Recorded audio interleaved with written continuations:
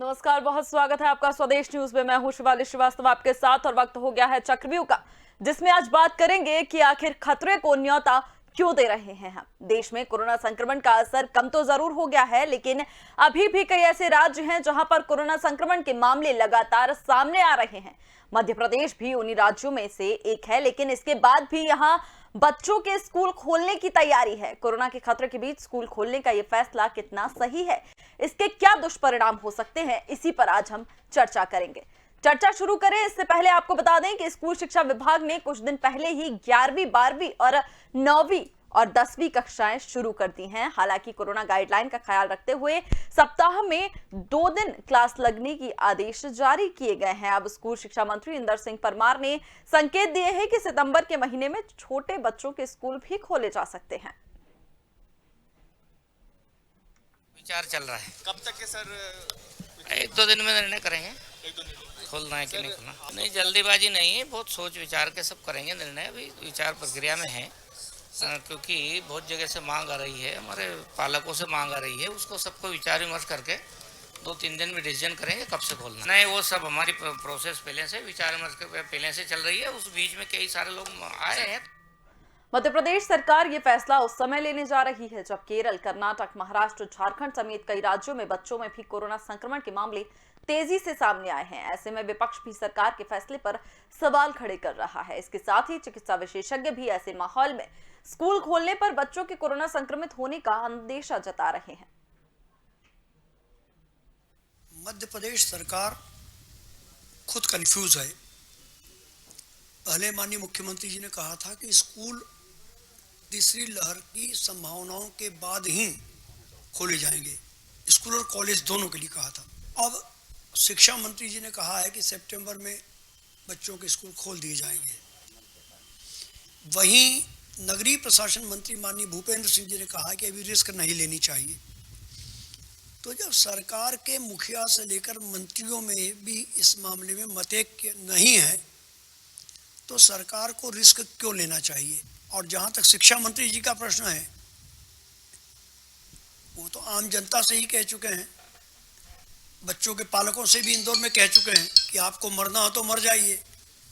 तो जिनके लिए किसी जान की कीमत नहीं है, वही सरकार इसे। कोविड-19 या एक ऐसी वैश्विक बीमारी है जो पूरे विश्व को परेशान करके रखा है, और आज हम इसमें चर्चा करेंगे कि बच्चों को इस तरह बचाएं कि उन्हें किसी प्रकार से कोई भी इन्फेक्शन ना हो, चाहे वो कोरोना का हो या और भी इन्फेक्शन हो। लेकिन स्पेसिफिकली कोरोना से बचाने के लिए बच्चों को, चूँकि ये वायरस बहुत ही खतरनाक है और कोरोना के बढ़ते खतरे ने लोगों की चिंता भी बढ़ा दी है, इसीलिए सबसे ज़्यादा चिंतित वे लोग हैं जिनके घर में छोटे बच्चे हैं, स्कूल गोइंग बच्चे हैं। हालांकि बच्चों में कोरोना वायरस के लक्षण जो रहते हैं वो उतने स्पष्ट नहीं आ पाते और ना ही बच्चे उतने अच्छे से बचा पाते। वायरस के संक्रमण का केस बहुत कम ही देखने को मिलता है बच्चों में। फिर भी जो WHO है, विश्व स्वास्थ्य संगठन और यूनिसेफ, उसने संक्रमण से बचाने के लिए बच्चों का खास तौर पर ख्याल रखने की सलाह दी है। और जो centre for disease and prevention है, इससे जुड़े हुए जो दिशा निर्देश है उनको भी जारी किया है। आखिर क्यों बच्चों में कोरोना के खतरे के बाद भी बच्चों के स्कूल खोलने में इतनी जल्दबाजी? सरकार को बच्चों के भविष्य की चिंता है या वो स्कूल संचालकों के दबाव में है? सरकार तीसरी लहर की चेतावनी के बाद भी प्रदेश में छोटे बच्चों के स्कूल खोलती है या अपना फैसला वापस लेती है? इसी पर हम चर्चा को आगे बढ़ाएंगे। लेकिन बात ऐसे में ये बनती है कि जब अलग अलग राज्यों में कोरोना के हालात हम देख रहे हैं, जब स्कूल खुले हैं उसके बाद बच्चों में संक्रमण का खतरा बढ़ता जा रहा है। ऐसे में मध्य प्रदेश में जो स्कूल खोलने की कवायद शुरू हो गई है, जो स्कूल खोले जा रहे हैं, वो आखिर कितने जरूरी हैं, इसी पर हम करेंगे चर्चा। सबसे पहले मेहमानों से आपका परिचय करवा दें, उसके बाद चर्चा की शुरुआत करेंगे। हमारे साथ विकास बोंद्रिया जुड़ गए हैं, संयोजक हैं व्यावसायिक सेल भारतीय जनता पार्टी के। हमारे साथ हिमानी सिंह जुड़ी हुई हैं, प्रवक्ता हैं कांग्रेस पार्टी की।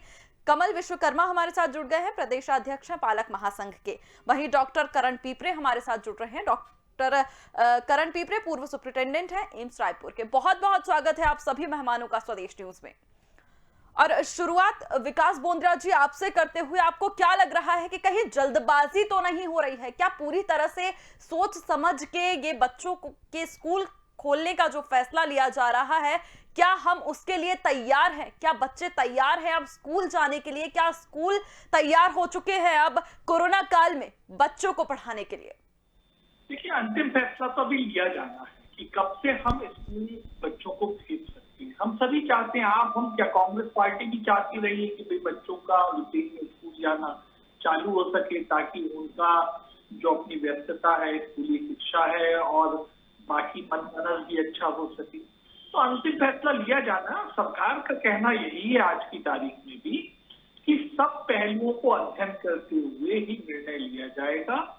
हाँ, ये जरूर है कि कई क्षेत्रों से स्कूल खोलने की मांग आ रही है, क्योंकि लगातार हमारे मध्य प्रदेश में कोरोना के केसेस बहुत कमतर हैं, जबकि अन्य प्रदेशों में इसी समयावधि के दौरान केसेस ज्यादा रहे। आपने जैसे केरल का भी उदाहरण दिया था पूरी, तो केरल में महीना 1.5 महीने से और हमारे यहाँ के केसेस में बहुत बड़ा डिफरेंस है जो निकल के आ रहा है। दूसरी चीज, हमारे यहाँ 11वीं 12वीं की कक्षाएं खोली गई, कोचिंग क्लासेस खोली गई, 9वीं 10वीं की कक्षाएं भी चालू हो गई। तो इसका अपना एक सकारात्मक एक्सपीरियंस है। इसको देखते हुए ही आगे के निर्णय लिए जाएंगे कि छोटी कक्षाओं के स्कूल किस दिनांक से खोले जाए।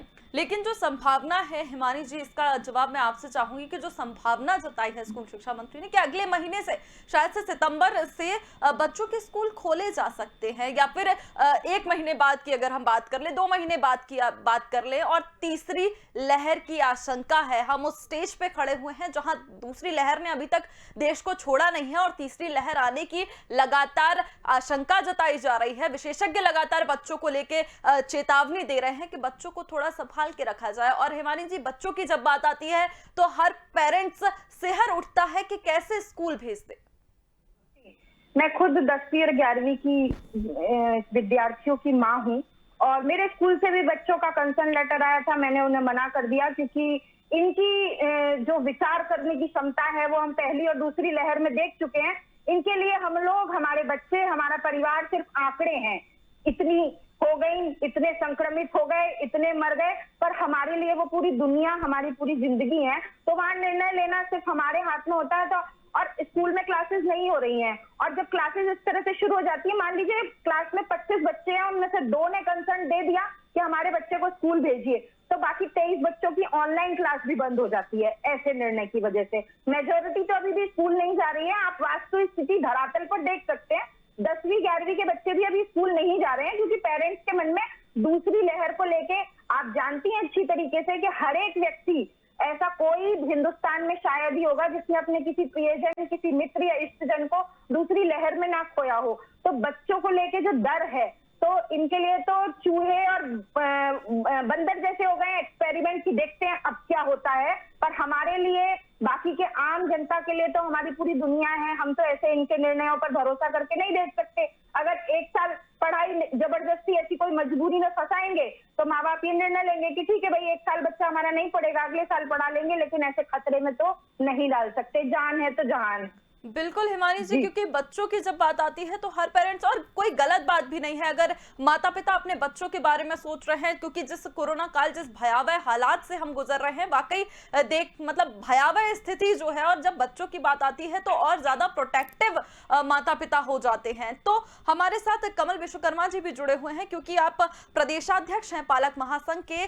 कमल विश्वकर्मा जी, एक तरफ पेरेंट्स के लिए, जैसे हिमानी जी ने भी बताया, वो भी पेरेंट्स हैं, उन्होंने बताया कि एक तरफ तो पढ़ाई, ऊपर से दूसरी तरफ कोरोना काल में एक मनोस्थिति बनी हुई है कि क्या बच्चा सेफ है। तो ऐसे में किस तरह पेरेंट्स मैनेज कर रहे हैं, पेरेंट्स क्या चाह रहे हैं इस वक्त पर?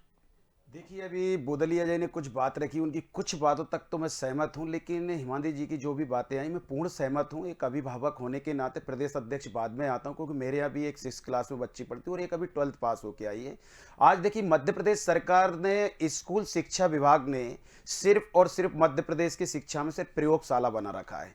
पिछले 2 कोरोना काल में आज क्या स्थिति और क्या नहीं है। अभी जो 26 जुलाई को मध्य प्रदेश शासन ने स्कूल खोले थे 9वीं के और 12वीं के, और उन्होंने ये कहा था कि 50% के साथ स्कूल खोले जाएंगे, और अपने अभिभावक गणों से अपने सहमति पत्र लेकर बच्चे आएंगे। जैसे कि अभी हिमांशु सिंह जी ने कहा कि कहीं ना कहीं अगर 25 बच्चे हैं तो 2 बच्चे का सहमति है और नहीं। आज अगर मध्य प्रदेश में आज 26 यानी 1 महीने 2 दिन में आज अगर समस्त स्कूलों को खोला गया, उनकी स्थिति यह है 17 से 18% अभी तक बच्चे पहुंच रहे हैं। तो इससे यह साबित होता है कि मध्य प्रदेश सरकार जबरदस्ती प्रयोगशाला ना करे, अभिभावकों के हितों में और बच्चों के हितों में अगर निर्णय लेगी तो बहुत बढ़िया रहेगा। जबकि आदरणीय हमारे माननीय मुख्यमंत्री जी के कई वक्तव्य मैं टीवी पे सुनता रहता हूं, वो खुद बोलते हैं कि मध्य प्रदेश में जब तक कोरोना तीसरी लहर की आशंका है तब तक स्कूल नहीं खोले जाएंगे। माननीय आज ही मैं ज्ञापन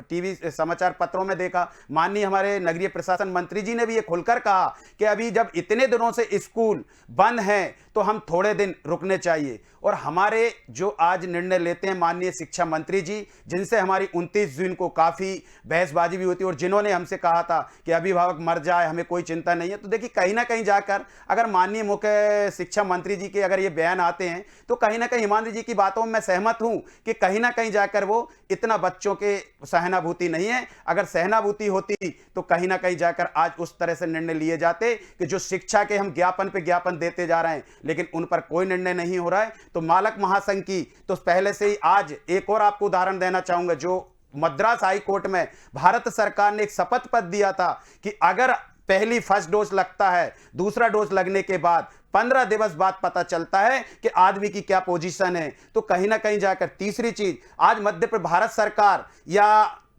WHO या अमेरिका मेडिकल एसोसिएशन सारे देश के सब बोल रहे हैं कि अभी तीसरी लहर से बच्चों को कोरोना को ज्यादा खतरा है। हिंदुस्तान में ऐसे कौन से सलाहकार हैं जो कि ऐसी जानकारी देते हैं कि मध्य प्रदेश में स्कूल खोला जाए या अन्य देश में स्कूल खोला जाए? ऐसा बिल्कुल नहीं होना चाहिए। गुमराह की तरह नहीं, बच्चे सबके लिए, मेरा भी बच्चा है, मैं भी चाहता हूं कि उसको एजुकेशन मिले और वो आगे बढ़े। कोई भी अभिभावक अभी माता पिता नहीं चाहेगा कि अपने बच्चे को खोजे। आज स्कूल खोले हुए हैं, आज स्थिति यह है कि 1,20,000 स्कूल सरकारी स्कूल हैं, 20,000 निजी स्कूल हैं। आज भोपाल में अगर 200 स्कूलों का अगर सही तरीके से टीकाकरण होता, हमारी सबसे पहले मांग है कि मध्य प्रदेश के समस्त शिक्षक गणों को सबसे पहले टीकाकरण किया जाए, इसके बाद स्कूल खोलने की प्रक्रिया किया जाए। आज जो 12 साल से लेकर अभी आए तो सबसे पहले अस्वस्थ लोगों को लगेगी, बच्चों को, इसके बाद 1 साल बाद उनको लगे। तो कहीं ना कहीं मेरा सिर्फ एक माननीय सरकार महोदय से और माननीय भारतीय जनता पार्टी के प्रवक्ता महोदय जी भी टीवी चैनल पर बैठे, तो उनसे मैं गुजारिश करूंगा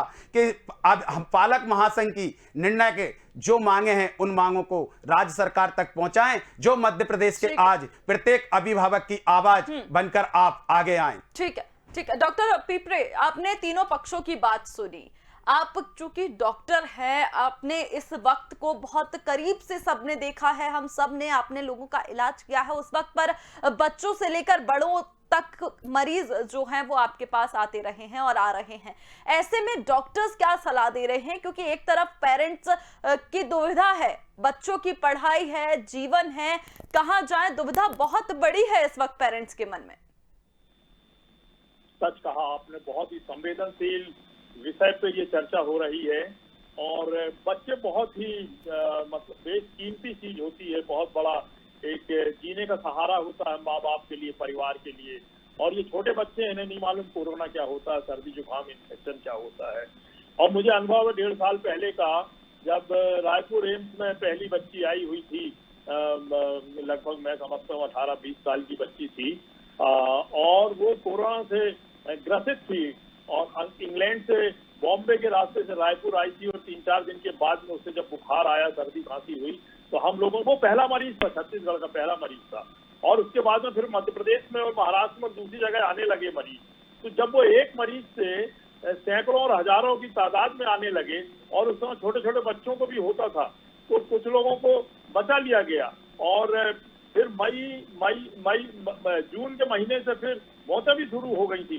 डॉक्टरों ने बहुत प्रयास करके बचाया। तो ये अनुभव बताता है कि अभी इम्यूनिटी पावर उतना अच्छा डेवलप नहीं है और बच्चों में भी देखा जा रहा है इन्फेक्शन, और अनुभव भी बता रहा है, जो रिसर्च हुई है और तीसरी लहर की आशंका चिकित्सकों के द्वारा देश विदेश में उठाई जा रही है, बल्कि टूनिसिया करके जो कंट्री, उसमें तो चौथी लहर भी आ गई है। और जब पेरेंट्स भी नहीं है इच्छुक बच्चों को स्कूल भेजने के लिए, क्योंकि जैसे मैंने कई बार बताया कि आपको जब तक वैक्सीनेशन नहीं लग जाता और पूरे जो गाइडलाइंस है उसका पालन नहीं होता, टाइट मास्क, सैनिटाइजेशन, डिस्टेंसिंग जब तक नहीं होता है तो इन बच्चों को बचा के रखना पड़ेगा आपको। बड़े लोग तो घूम करके बाजार से, हाट से, बस में, ट्रेन में, यहाँ वहाँ जा करके भीड़ भाड़ में शादी विवाह, जन्मदिन और दोस्तों के साथ एक मोटरसाइकिल में 2-2, 3-3 और टेम्पो में और बसों में और ट्रेनों में भीड़ में जाकर के इन्फेक्शन ले आएंगे तो बच्चों को लगेगा। उन बच्चों की रक्षा करना बहुत ही जरूरी है। बिल्कुल डॉक्टर पीपरे, बिल्कुल, क्योंकि ये नजारे अक्सर सामने आते रहे हैं, बाजारों में उमड़ती भीड़ हम देख रहे हैं, उसके गवाह हम बन रहे हैं, क्योंकि हमें नहीं पता कि हमारे आसपास जो लोग हैं वो वैक्सीनेटेड हैं, नहीं वैक्सीन उन्होंने लगवाई है, और ऐसे में बच्चों का, जो बच्चे जिन घरों से आ रहे हैं उनके घरों पर, क्योंकि हमारे पास कोई डेटा नहीं है कि उनके पेरेंट्स या उनकी जो फैमिली में लोग हैं वो वैक्सीनेटेड है या नहीं है, कहीं उनके घर पे तो किसी को कोई संक्रमण नहीं है या कोई ऐसी चीज नहीं है। ऐसे में विकास बोंद्रिया जी, आपसे मैं ये जानना चाहूंगी कि जिस तरह से स्कूलों की आपने बात की कि अगर खोले जाएंगे तो प्रॉपर तरीके से हम स्कूल खोलेंगे बच्चों के लिए, लेकिन ये आप और हम सभी जानते हैं कि 20 से 30% मात्र वो स्कूल होंगे जो पूरी तरह से सुविधाओं से लेस होंगे, नहीं तो 70% अगर स्कूलों की हम बात करें, क्योंकि जिनमें ग्रामीण क्षेत्रों में भी स्कूल आते हैं, सरकारी स्कूलों की हम बात करें, टियर 1 टियर 2 के स्कूल्स की जो हम बात करें, ग्रामीण क्षेत्रों की जैसे मैंने आपसे बताया, तो और महानगरों में भी सभी स्कूल जो है, सारे स्कूल जो है वो एक समान नहीं है। तो ऐसे में किस तरह से, और तब जब राज्यों में, अलग अलग राज्यों में हालात हम देख रहे हैं, महाराष्ट्र, मुंबई, दिल्ली, रांची, छत्तीसगढ़, इनमें बच्चे स्कूल खुलते ही बच्चे संक्रमित हुए हैं। स्कूल खुलने के मामले में सभी पहलुओं पे अध्ययन करके ही स्कूलों की छोटे बच्चों की क्लासें खोली जाए। इस मामले में कोई जल्दबाजी में नहीं है मध्य प्रदेश शासन या स्कूल शिक्षा विभाग, और ना मंत्री जी ने ऐसी कोई बात नहीं। क्या निर्णय लिया जाना है, इसमें जन आकांक्षाएं क्या है, पालक क्या चाहते हैं, शिक्षाविद क्या बोल रहे हैं, डॉक्टर्सों की क्या राय है, ICMR वगैरह की क्या स्टडीज है भविष्य के लिए, उन सबको अध्ययन करके ही कोई निर्णय होगा। और जहां तक बच्चों की पढ़ाई का सवाल है, मध्य प्रदेश शासन ने ध्यान भी रखा है, ऑनलाइन क्लासेस चालू हैं, दूरदर्शन का उपयोग बच्चों की शिक्षा व्यवस्था के लिए किया जा रहा है। लेकिन आरोप ये लग रहे हैं सर कि एक तो जो स्कूल्स हैं उनके दबाव में आकर सरकार कहीं ना कहीं ये फैसला लेने को तैयार हो गई है, क्योंकि कहा यह भी जा रहा है कि अब छोटे बच्चे भी तैयार रहें। नहीं, देखिए कोई दबाव नहीं, कहीं इस ढंग का कोई जोखिम सरकार लेना भी नहीं चाहती है। मतलब आप क्या ऐसा सोचते हैं, विश्वकर्मा जी क्या ऐसा सोचते हैं, क्या डॉक्टर साहब ऐसा सोचते हैं कि मध्य प्रदेश सरकार कोई आफत मोल लेगी इन्हीं एक चंद संचालकों के दबाव के लिए और खुद मुसीबत बुलाएगी क्या? तो फिर स्कूल शिक्षा मंत्री का ये बयान कि छोटे बच्चे भी अब तैयार रहें, बात नहीं होती क्या? सरकार के लिए परेशानी नहीं बढ़ती है क्या? हम क्या इतनी दूरगामी सोच के नहीं है क्या? आप बेफिक्र रहिए, सरकार विश्वास के साथ में कोई भी काम करना चाहती है। किसी भी जनता की मर्जी, तो परिजनों की मर्जी, पालकों की मर्जी के अगेंस्ट कोई काम नहीं होगा। और देखिए, दो बातें मैं स्पष्ट कहता हूँ। आपने कहा स्कूल संचालकों का दबाव, सरकार ने तो कल आदेश जारी किया है कि हर स्कूल संचालक को ली गई फीस और उसकी मद को पारदर्शिता के साथ में गवर्नमेंट स्कूल शिक्षा विभाग के पोर्टल के ऊपर अपलोड करना है। अगर नहीं अपलोड किया जाएगा तो कार्रवाई की जाएगी। अगर सरकारी निर्देश आपने कहा ठीक है, लेकिन कई शिकायतें ऐसी आई हैं और मुझे लगता है कमल विश्वकर्मा जी इस बात से इत्तेफाक रखेंगे कि कई शिकायतें आपके निर्देश के बाद भी पूरी की पूरी फीस जो है वो परिजनों से वसूली गई है, उन पर कार्रवाई की गई है। ऐसे कमल विश्वकर्मा जी, मैं विकास जी एक बात आपको अवगत कराना चाहूंगा। मध्य प्रदेश के शिक्षा विभाग के, मैं टीवी के माध्यम से दर्शकों भी ये चीज सुने और अभिभावक भी सुने, मध्य प्रदेश का अभिभावक इतना डरा हुआ है। आज जो आपकी गाइडलाइन है और आपके जो निर्देश सिर्फ और सिर्फ राज्य सरकार के शिक्षा विभाग के जो जिला शिक्षा अधिकारी महोदय होते हैं उनकी टेबल तक सीमित होते हैं। आज मैं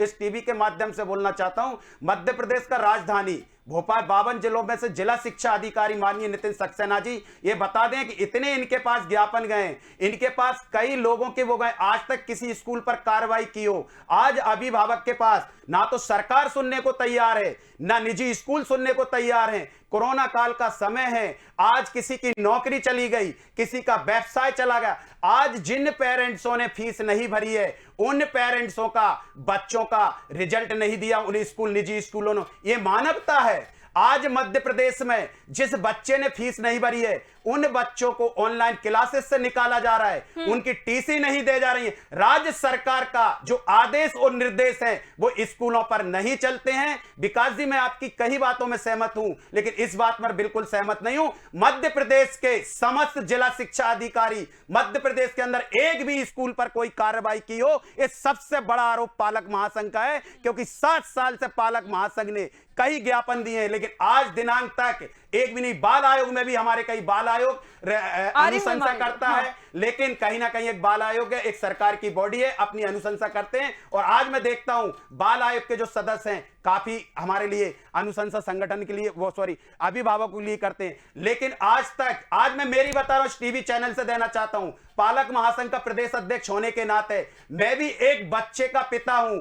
आज तक ट्यूशन फीस का विवरण जो दिया गया, इस बात पर मैं उस स्कूल से अड़ा, और मैं इस टीवी चैनल से बोलूंगा, भोपाल का बड़ा स्कूल है, मैं इस टीवी चैनल से चिल्ला कर बोलूंगा, आज तक मेरे बच्चे की 5th क्लास की उन्होंने मार्कशीट नहीं दी है, क्योंकि कहीं ना कहीं मैंने फीस नहीं भरी। मेरा सिर्फ जिद इस बात की है कि पहले राज्य सरकार को आपको नियम दिए थे कि जिन पेरेंट्सों ने फीस नहीं भरी है उनके आपको रिजल्ट देना होगी। अगर वो रिजल्ट नहीं देंगे तो सुप्रीम कोर्ट भी बने हैं और उच्च न्यायालय कोर्ट भी बने हैं। तो कहीं ना कहीं जाकर आज निर्देशों का पालन नहीं हो रहा। तो मेरा फिर विकास जी से करवद निवेदन है, मध्य प्रदेश के समस्त अभिभावकों की समस्या को सुनते हुए, क्योंकि आप सरकार में हैं, आप ये बात पहुंचाएं कि जितने भी निजी स्कूल हैं सिर्फ और सिर्फ ट्यूशन के लिए सब कुछ हो रहा है। बिल्कुल हिमानी जी, फेस्टिव सीजन भी है तो ऐसे में कई छुट्टियां भी हो जाती हैं। अब फेस्टिव सीजन स्टार्ट हो चुका है, कई छुट्टियां बच्चों को वैसे भी अगर स्कूल लगते थे तो दी जाती थी, तो ऐसे में क्या इस सीजन को हम इंतजार करना चाहिए और अगले सीजन की ओर ध्यान देना चाहिए? क्या लगता है आपको? इंतजार करना चाहिए, और जब तक ये सब चीजें बिल्कुल सामान्य नहीं हो जाती और जब तक वैक्सीनेशन बच्चों के लिए नहीं हो जाता तब तक पूरी तरह से इंतजार करना चाहिए। 1 साल की पढ़ाई अगर ऑनलाइन और हो जाएगी तो ऐसा कोई पहाड़ नहीं टूट जाएगा, लेकिन अगर एक भी बच्चा, हर एक बच्चा उतना ही कीमती है, चाहे वो मेरा हो, आपका हो या किसी और का हो। आप जिन 9th 10th 11th की क्लासेस की दुहाई दे रही है, आप बताइए कितना इनप्रैक्टिकल डिसीजन है कि हफ्ते में एक बार बच्चा स्कूल जाएगा। 5 दिन की क्लासेस का क्या, अगर वो ऑनलाइन हो रही है तो फिर 6 दिन की क्लासेस। एक दिन में ऐसी कौन सी जड़ी बूटी गुट्टी बच्चे को स्कूल ले जाके पिला दी जाएगी? बस उसके बाद अभी स्कूल संचालक पूरी फीस लेने के लिए पेरेंट्स को मजबूर कर देंगे। वो सही बात आप बोल रही हैं, स्कूल संचालकों के दबाव में। आप बताइए, हफ्ते में एक दिन स्कूल भेज के अगर उसमें भी कोई फेस्टिवल आ गया, उस दिन हमारे बच्चे का नंबर नहीं आया तो वो उस दिन स्कूल नहीं जाएगा। किस तरह से पढ़ाई का सिस्टम बनेगा हफ्ते में एक दिन स्कूल जाके, बाकी दिन ऑनलाइन? उस 9th 10th के सिस्टम को आधार बनाकर आप छोटे बच्चों का स्कूल खोल रहे हैं, जिनको इतनी समझ नहीं है कि वो एक दूसरे के टिफिन से खाना खाएंगे, एक दूसरे से बहुत दिनों बाद मिलेंगे तो गले मिलेंगे, दोस्ती करेंगे, साथ में घूमेंगे, खेलेंगे। कौन जवाबदारी लेगा इन चीजों की? आप बताइए, शिक्षिका एक ही होती है, कैसे एक एक बच्चे को, घर में माँ बाप तो इतना ध्यान रख नहीं पाते हैं, सरकार प्रशासन तो इतना जो ट्रेंड है वो लोग सड़कों पे इतना ध्यान रख नहीं पाते हैं, वो शिक्षिकाएं कैसे ध्यान रख पाएंगी? बिल्कुल, विकास जी लगातार मुस्कुरा रहे हैं और मुझे लगता है जरूर उनके पास कोई अच्छा जवाब होगा जिससे वो सभी को कॉन्फिडेंस में ले सके इस बात से। विकास जी क्या कहिएगा, क्योंकि बच्चों में वैक्सीन एक बड़ा मुद्दा है, डॉक्टर्स भी यही कह रहे हैं कि बच्चों को वैक्सीनेट करा के आपने अभी सुना, अभिभावक भी पक्ष में नहीं है, विपक्ष भी पक्ष में नहीं है, डॉक्टर भी पक्ष में नहीं है, तो फिर किस बात पे विचार किया जा रहा है? जब कोई पक्ष में ही नहीं है स्कूल खोलने के, तो कैसे विश्वास में लेंगे ये हमें? जी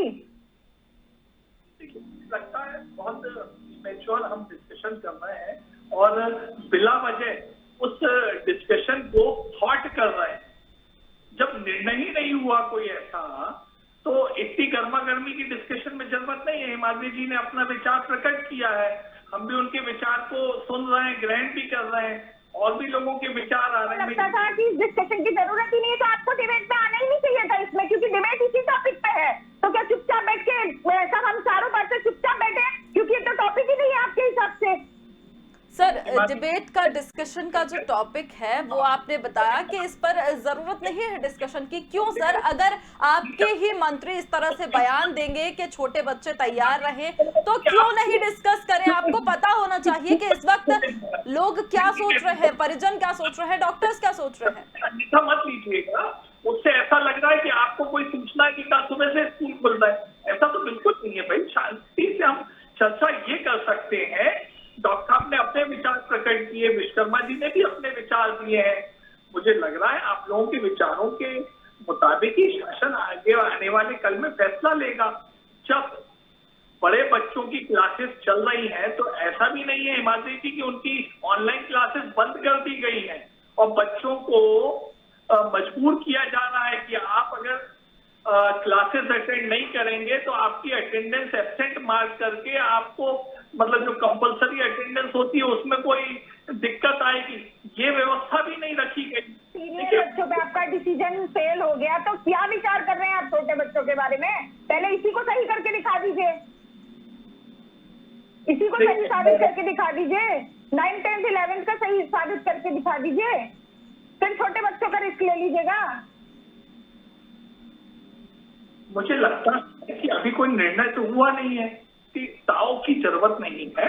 मैं ये बात रख रहा हूँ कि बड़े बच्चे भी जो स्कूल जा रहे हैं वो क्लासेस कमतर है, काउंसलिंग ज्यादा है, जिसकी उन्हें जरूरत लगती होगी ऑनलाइन क्लासेस अटेंड करने के बाद में। केवल उतना रोल आज स्कूल में जाके अटेंडेंस का है, इससे ज्यादा अभी भी नहीं है। हमें भी मालूम है अभी कि ज्यादातर बच्चे ऑनलाइन क्लासेस के माध्यम से ही अपना अध्ययन का कार्य कर रहे हैं।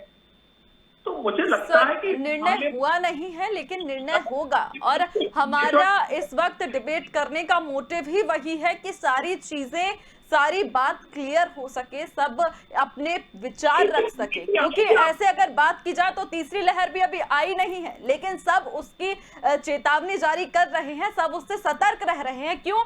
क्योंकि जब वो आए तो हमें एकदम से चीजें भुगतना ना पड़े, पहले से हम उस चीज के लिए तैयार रहें। क्योंकि आपने भी सुना होगा सर कि precaution is better than cure.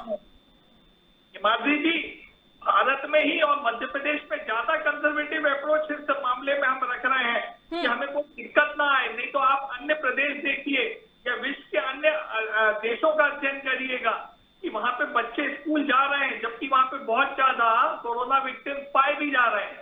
हम तो ऑलरेडी बहुत कंजर्वेटिव होड़ करेंगे सर, इसमें भी कर सकते हैं हम कि वहां जा रहे हैं तो हम भी भेजें। इंदौर में सबसे ज्यादा केसेस थे, भोपाल में सबसे ज्यादा केसेस थे, इसमें भी आप होड़ कीजिए क्यों यहाँ सबसे ज्यादा जाने। ठीक है, जल्दी से कीजिए। ठीक है, समय की कमी है मैम, जल्दी से कमल विश्वकर्मा आपका एक लास्ट कमेंट। मेरा तो सिर्फ से यही कमेंट्स रहेगा, मध्य प्रदेश सरकार से निवेदन करूंगा अभिभावकों के बच्चों के हितों में रखते हुए सबसे पहले शिक्षकों को वैक्सीकरण किया जाए, बच्चों के लिए वैक्सीन दी जाए। इसके बाद स्कूल खोलने का निर्णय लिया है जिससे बच्चों का भी भविष्य सुरक्षित रहे, अभिभावकों की भी चिंता दूर रहे। बस यही मेरा संदेश रहेगा। बिल्कुल बिल्कुल, क्योंकि ऐसे में बात यही है कि दुविधा बड़ी है, क्योंकि बच्चों की शिक्षा की बात की जाए और बच्चों के स्वास्थ्य की बात की जाए, दोनों ही बहुत जरूरी हैं और किसी एक के साथ भी रिस्क नहीं लिया जा सकता। बहुत बहुत धन्यवाद आप सभी का हमारे साथ जुड़ने के लिए। आपको बता दें कि जिस तरह से मध्य प्रदेश में बच्चों के स्कूल खोलने जाने की बात की जा रही है, लगातार सरकार पर यह सवाल उठ रहे हैं कि आखिर इतनी जल्दबाजी क्यों है। क्योंकि कई अन्य राज्यों में देश के हम देख चुके हैं कि स्कूल खुलने के बाद बच्चों में कोरोना संक्रमण बढ़ा है। ऐसे में अब सरकार क्या फैसला लेती है, इस पर हमारी नजर बनी रहेगी। मुझे दीजिए इजाजत, देखते रहिए स्वदेश न्यूज। नमस्कार।